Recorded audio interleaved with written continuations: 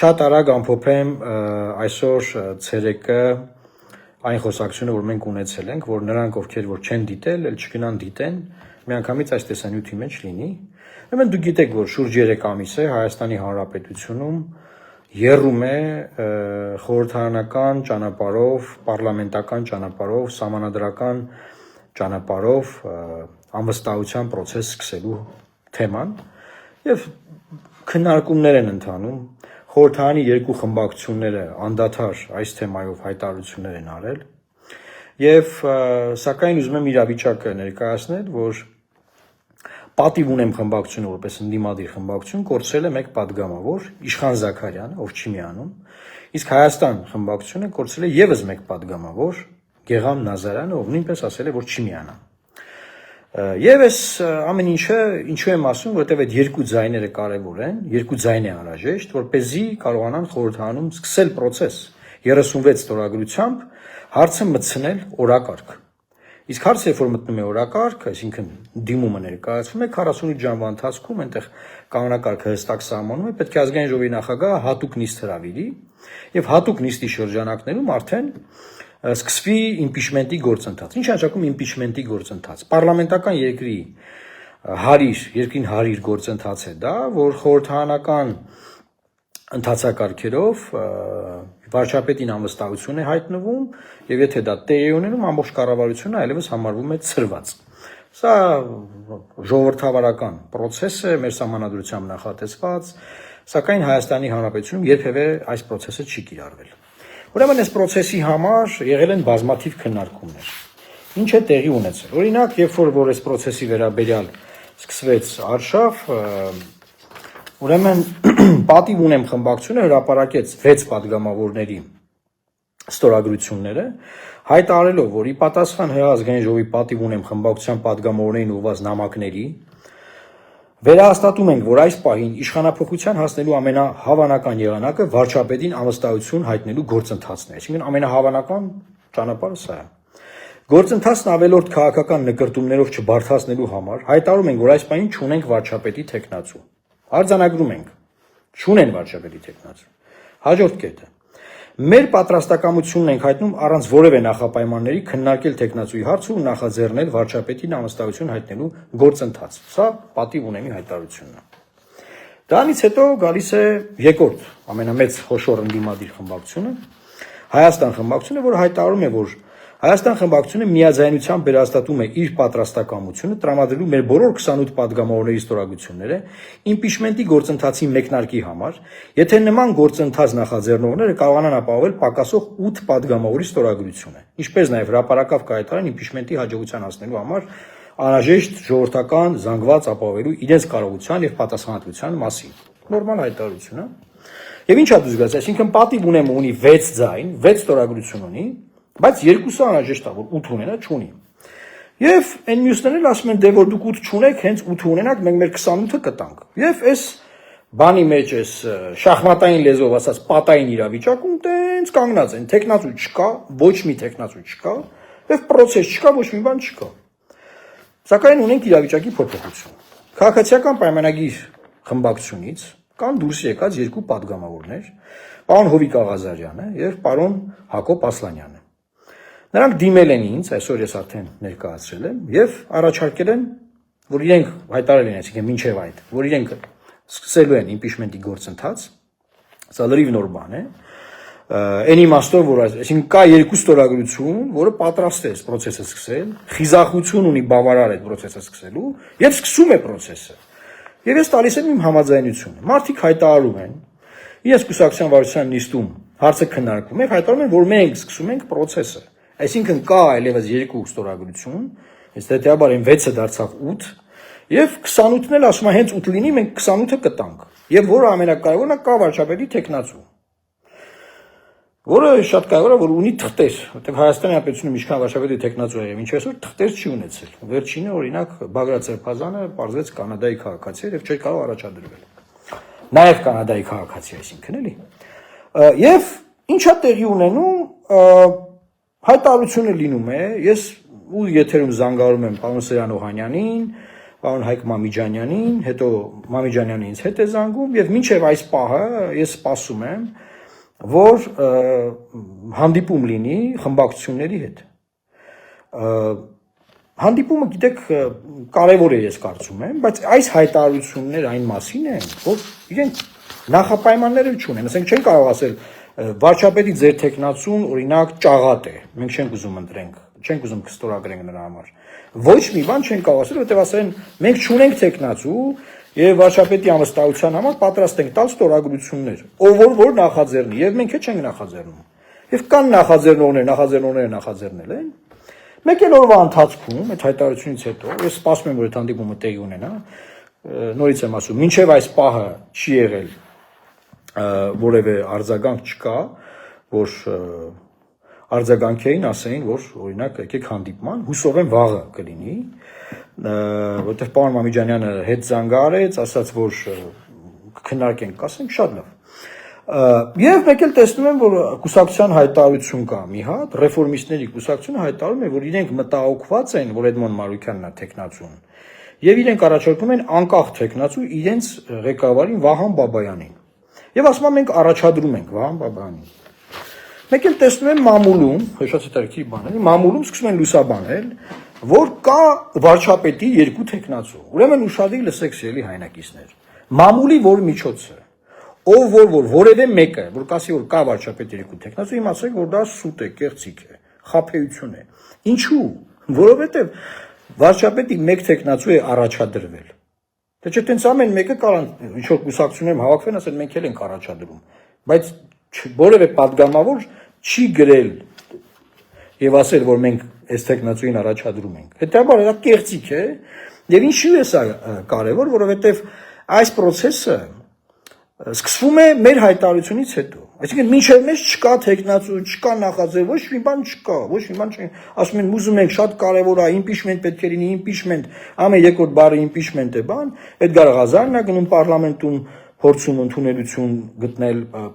տարբեր падգամավորների մոտ, այդ հարցը շատ սուր դնում է, չկա թե ոչ մի բան չկա։ Հենց մենք առաջադրում անում ենք, մեկը հայտնում է, որ հեսա կա մի հատ է տեխնացու, ուրեմն չկա տեխնացու։ Սա ուղղակի մամուլի միջոցների համար, որ չխաբվեք, չկա տեխնացու, կա մեկ տեխնացու, որտեղ որևէ падգամավոր չի առաջադրել։ Եվ մյուս կարևոր հանգամանք։ Ես սրա մեջ նկատում եմ process-ը վիժեցնելու համար քայլ, ինչու՞։ Որովհետև պարոն Հովիկ Աղազարյանը եւ Հակոբ Ասլանյանը падգամավորները, այս երկու падգամավորները հայտարարել են, որ իրենք որևէ կերպ չեն միանա, բոլոր հարցերում հայտարարում են, ԱԺ երկու խմբակցությունների կողմից առաջադրած որևէ տեխնացու։ Հիմա եթե պլանը նա է, որ հիմա այս post factum, այսինքն իմ առաջադրումից հետո իրանք էլ մարդ առաջադրեն, ու ասեն, տեսեք, դե մենք առաջադրել ենք ավելի շատ ստորագրություն ունենք, ես հիմա ամենայն անկեղծությամբ եմ ասում, չի կարելի սուտ խոսալ, էլի սիրելի հայրենակիցներ։ Դա նշանակում է process-ը վիժեցնել, որ տեղի չունենա impeachment-ի գործընթաց։ Ինչու՞։ Որովհետև իրենք չունեն բավարար ստորագրություններ, այդ երկու ստորագրությունը, որ հիմա կա, որ պատրաստ են եւ հայտարարել են եւ առաջադրում են արել, ուրիշ առաջադրում չկա, կա մեկ տեխնացու կրկնում եմ, նշանակում որ այդ երկու ստորագրությունները չեն միանա եւ process-ը կվիժեցվի։ Այդքան բան, այսինքն եթե դուք ուզում եք, ովքեր որ հանկարծ ուզում են ուրիշ բան քայլ անեն այստեղ, այսինքն մինչև մի առանց նախապայմանների, տեխնացու չունենք, պատրաստ ենք աջակցել, միայն թե լինի impeachment, բան ցած գրել են, մեկը հետո հիշել են որ բանա։ Հանկարծ եթե նման process եղավ, ես ասում եմ ձեզ, ամենայն անկեղծությամբ, բաց։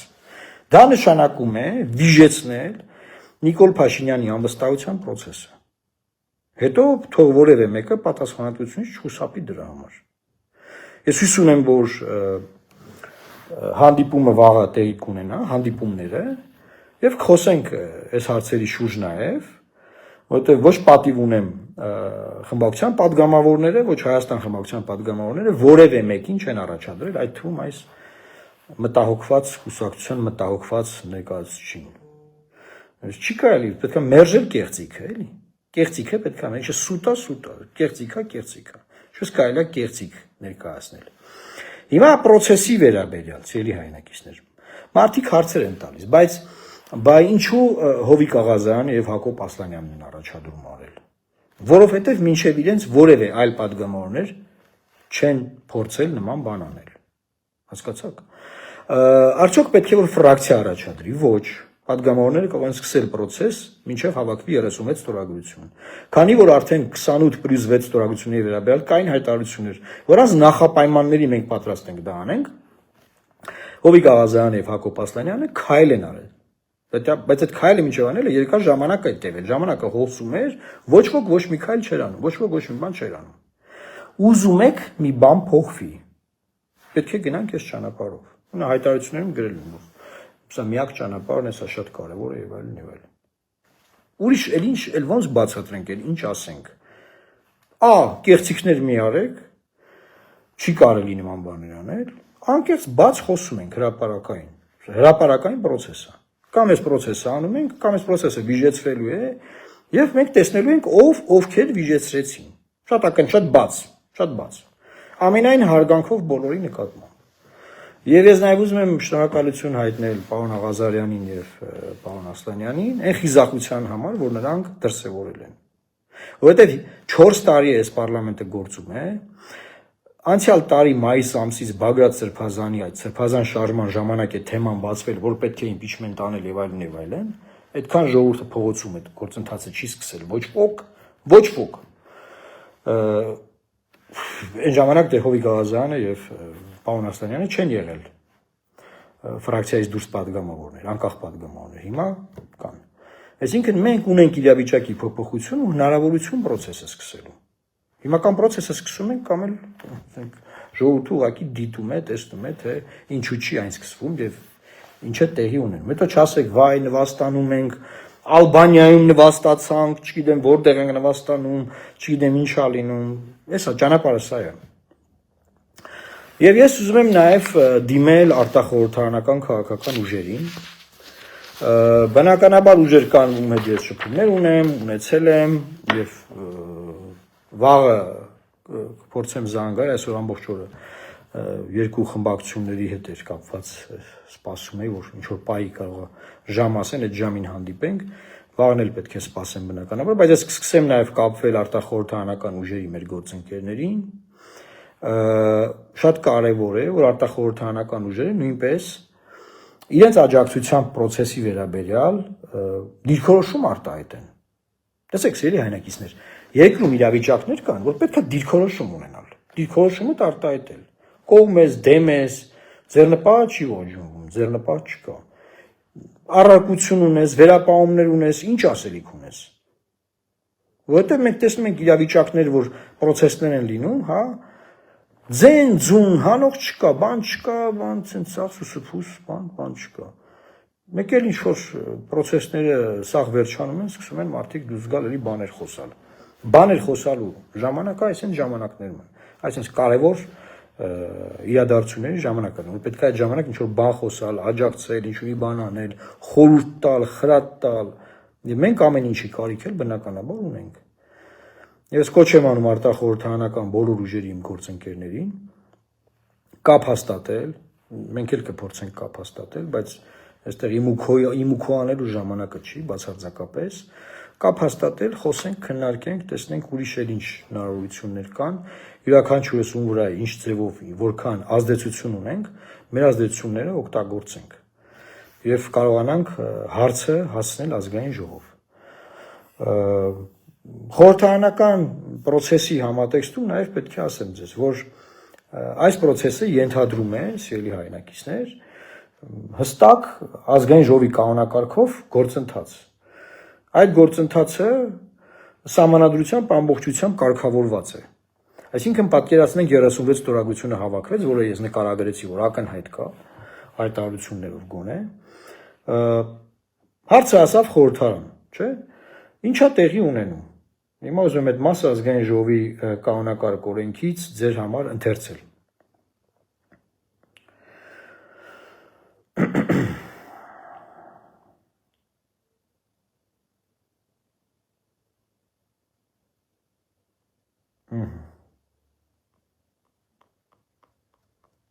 Ուրեմն գործընթացը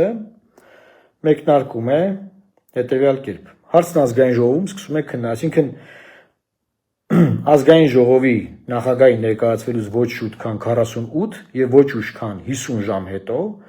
վարչապետին անվստահություն հայտնելու մասին հարցը քննարկվում է ազգային ժողովի առաջիկա հերթական